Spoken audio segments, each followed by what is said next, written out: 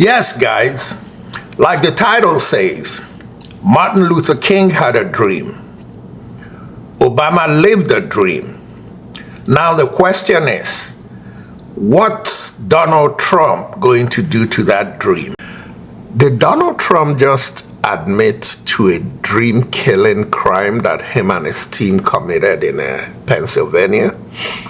I know you're going to say it's one of my conspiracy theories, but I want you to listen to this. I'm quoting him, so that should help you probably take this seriously. Here is what Donald Trump himself said, not what I said. And this is what he said happened in Pennsylvania. He said this on Sunday night, the night before his inauguration on Monday. And he said it as usual while he was trying to brag and rile up his crowd and also have more of them come out for Monday. He said, and then, talking about Elon Musk, he said, and then he journeyed to Pennsylvania, where he spent like a month and a half campaigning for me in Pennsylvania, Trump said. And he's a popular guy, and he was very effective. And he knows those computers better than anybody. Elon Musk knows those computers better than anybody. If Trump is talking about computers and Elon Musk and Pennsylvania and winning Pennsylvania, does it remind you of Russians and the games they play with computers during elections? But Trump continued. He said, all those computers, those vote counting computers, I didn't say it, he said it. And we ended up winning Pennsylvania like in a landslide. So it was pretty good. It was pretty good. That's what Donald Trump said about Elon Musk's month and a half in Pennsylvania leading up to the election and them narrowly winning Pennsylvania. Just food for thought. And that's not the crux of this presentation today. I have other things to talk about, but I just thought I'll let you see this one. One of the first people, but probably the first significant person to catch what Trump said on Sunday night was none other than the congresswoman, the House of Rep member from Texas, Jasmine Crockett. Jasmine Crockett saw the same thing that I saw, and she tweeted. So Trump is rambling on about he and Elon rigging the election. Am I missing something, or is he confessing to yet another damn crime? Guys, that's just by the way. That's part of my introduction, just to tickle you. This is gonna be short. Tonight I think of my home, the home where I was born. Donald Trump is not going to do anything that any other Republican president hasn't done before in terms of the basic structure of the policies he's going to try to implement. The only thing is he's going to be a little more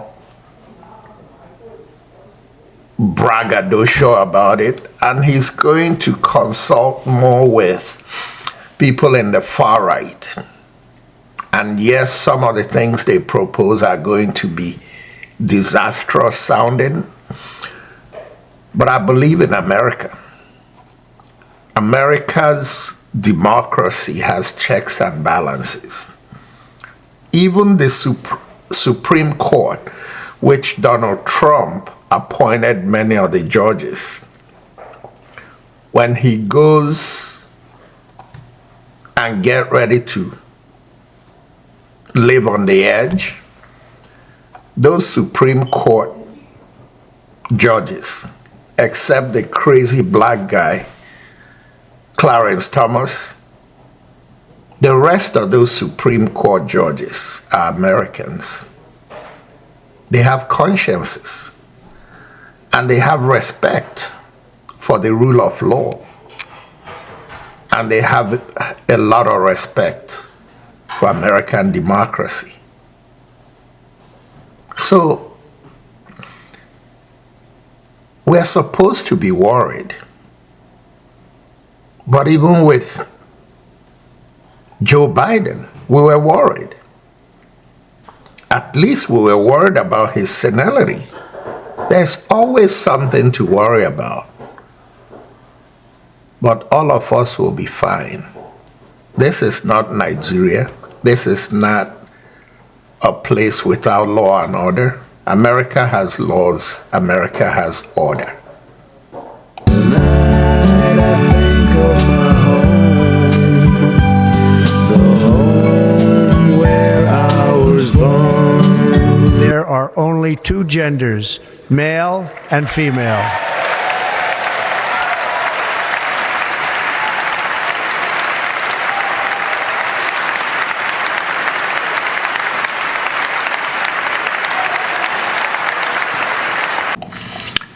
Ndị be anyị ajọstụrụ m shima jụọ ihe President Trump o kwuru ọtụgashi.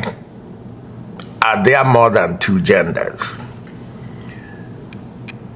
Àwọn Yorùbá aráàlú wa mo kàn ní kí n béèrè ohun tí President Trump sọ yẹn ṣé bẹ́ẹ̀ ni àbí bẹ́ẹ̀ kọ́?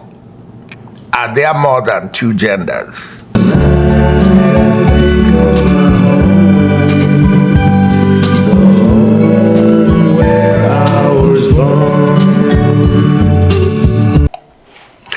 Hello, everybody. Once again, this is Fred Gwonkwo coming to you from our studios in Chicago with another edition of Bold Talk on Island TV. And as usual, I like to say good morning, good afternoon, and good evening to you, depending on where you are around the world. Trump is back. Yes, guys, like the title says, Martin Luther King had a dream. Obama lived a dream. Now the question is, what's Donald Trump going to do to that dream? From all indications, I'm not talking about Hispanics. I'm not talking about the Mexican border. I'm not talking about European immigrants. I'm not talking about Arabs. I'm talking about African Americans and immigrant Africans in America and the dreams we have. The dreams that Martin Luther King and Malcolm X and Marcus Garvey and all those civil rights fighters fought for. Where do we stand with it today? But even a bigger question, and I'll be the first to give my full disclosure, I did not watch a single moment of Trump's inauguration activities from the weekend when it started till yesterday that it culminated. I didn't. Honestly, not because I have anything against Trump. At this point, I have nothing against Donald Trump. Exactly the same way, theoretically, I have nothing against the suffering Nigerians are dealing with by letting Bola Ahmed Tinubu steal the mandate of Peter Obi and get into Asharok to show Nigerians Pepe. Nigerians supported him. Nigerians killed people to support Bola Ahmed Tinubu, but today it's not about Bola Ahmed Tinubu. Today is about Donald Trump. Americans fought hard and voted hard. Forget about Nigerians that want to claim it wasn't a landslide. Donald Trump was elected in a landslide. And we all we all should have the decency to give him the courtesy of stepping back and watching him, as suspicious as we are, but watching him to see what he does with his mandate. I think of my family and the poor farmhouse we had. There in my home, we had no sophistication. We had no timepiece, the cockcrow and the sun, oh we had. There are only two genders, male and female.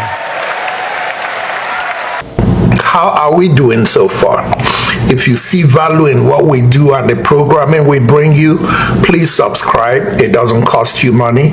Please like and please share. Tonight I think of my home, the home where I was born. Fellow countrymen and women, lend me your ears. We're here to bury Caesar and not to praise him. The evil that men do live after them, so let it be with Caesar. That was what Mark Antony, for those of you who remember from reading Julius Caesar, that was what Mark Antony said at Julius Caesar's funeral. That's exactly how I feel about Donald Trump.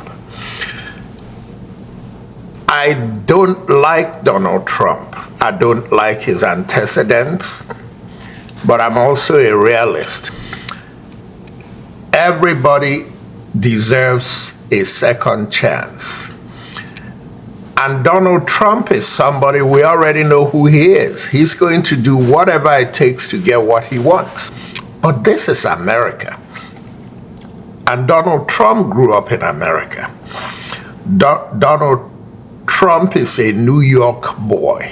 New Yorkers like to sound tough and show we can do this, we can do this. But believe it or not, Donald Trump has friendships that cuts across every segment of America in terms of race. And on the right days and on the right times, he's going to be talking to somebody in some of these races that he has talked trash about.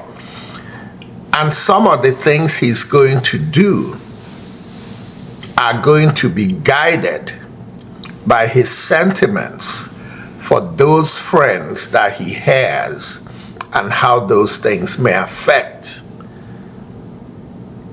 the people that those friends of his relate to.